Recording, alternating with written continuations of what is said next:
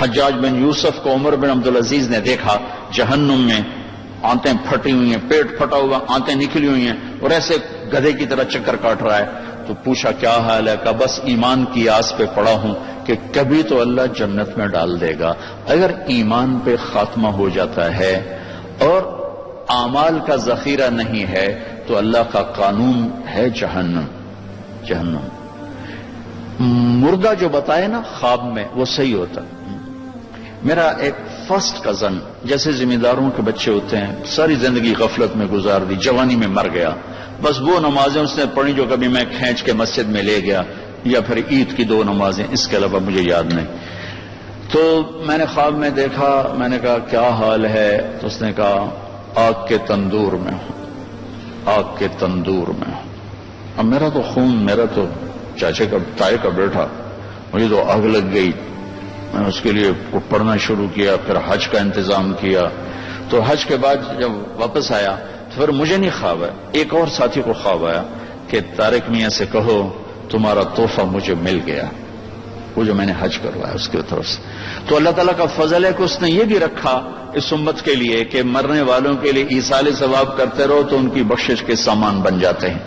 تو اگر ایمان ہے اور عمل نہیں ہے تو سیدھا جنت میں نہیں جائے گا، وایا ہو کر جائے گا. پوری دنیا ایک ناکامی کا سمندر ہے اور انسانیت کا سفینہ اس میں غرق ہوتا جا رہا ہے، ہوتا جا رہا، ہوتا جا رہا. میں اس صورت کا یہ لفظ جبوتی میں جا کے سمجھا جب ہمارا سفر تھا کشتی کا. ہماری کشتی آگے وہ ذرا جدید تھی اور دوسری کشتی پیچھے وہ ذرا پرانی تھی. وہ سٹیمر تھا، اس میں 250-300 افراد تھے. ہماری وہ فوجی کشتی تھی، اس میں 25-30 تھے. تو وہ پچھلی کشتی ڈوب گئی، اوور لوڈ تھا یا کیا تھا اللہ ہی جانتا ہے.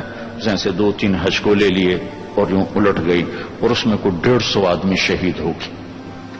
تم تھوڑا سا آگے تھے، ہمیں پچھلا منظر تو نظر نہیں آیا لیکن ہمیں خبر مل گئی کہ کشتی ڈوب گئی.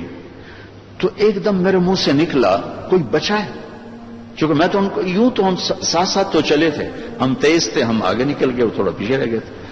میں نے کہا کوئی بچا ہے؟ میں نے کہا پتہ کوئی نہیں. ان الانسان لفی خسر، جلال ہے، ساری دنیا کے مرد عورت ناکامی میں ڈوب گئے. تو ایک دم گھبرائی ہوئی آواز آئی، یا اللہ کوئی بچا ہے؟ کوئی بچا؟ یہ سارے گئے. تو اللہ نے کہا نہیں کچھ بچ گئے. اللہ کا لفظ ہمیشہ کمی کو بتانے کے لیے آتا ہے. اللہ کے بعد جو ہوتا ہے نا تھوڑا ہوتا ہے. وہ سارے آ گئے؟ ہاں جی، صرف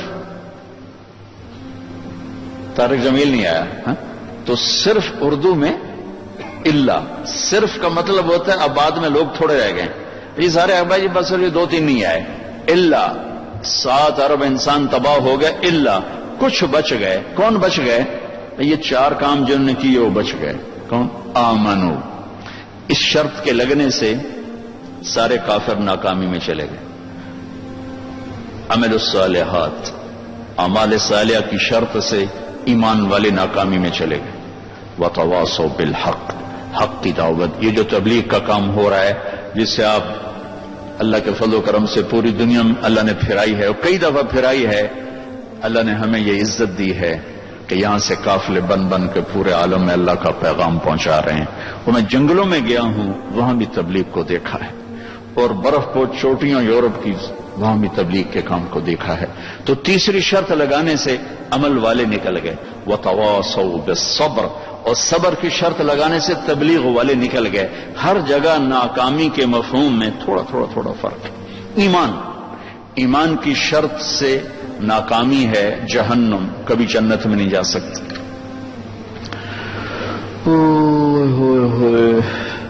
وہ فرشتوں سے کہیں گے ادعوا ربکم یخفف عنا یوما من العذاب، عذاب تو تھوڑا کم کر دو.